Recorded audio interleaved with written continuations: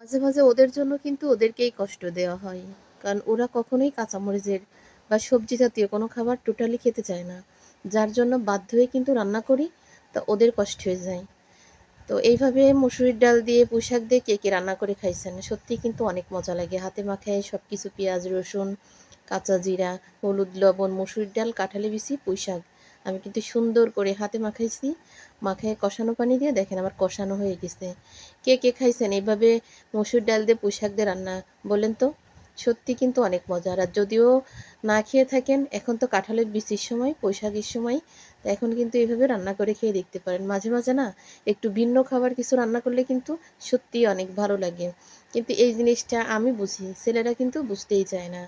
আর একার জন্য কখনো মন চায় না যে রান্না করি। যদি ওর আব্বু থাকতো তাহলে কিন্তু ওর আব্বুর জন্য আর আমার জন্য রান্না করতাম। এইজন্য অনেক সময় অনেক কিছু মানে মন চাইলেও কিন্তু করি না, যে থাক ওরা যা খায় তাই করি। কিন্তু ওরা যা খায় তাই খেতে, খেতে কিন্তু কালকে বিকাল থেকে বুক ব্যথা শুরু হইছে। আমি ওষুধ খাইছি, তারপরও আমার জানি ঘুমাতেও রাতে কষ্ট হয়ে গেছে। এইজন্য রাগ করে আমি সকালে চিন্তা করছি যে পুঁইশাকের ডাল রান্না করব।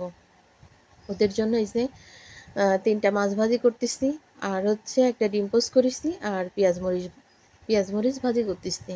একজনের জন্য ডিম ভাজি, একজনের জন্য মাছ ভাজি, আর আমার জন্য হচ্ছে ডাল। তা আমি এই ডাল দুপুরই খাবো, সকালে খাবো, আর হচ্ছে দুপুরই খাবো।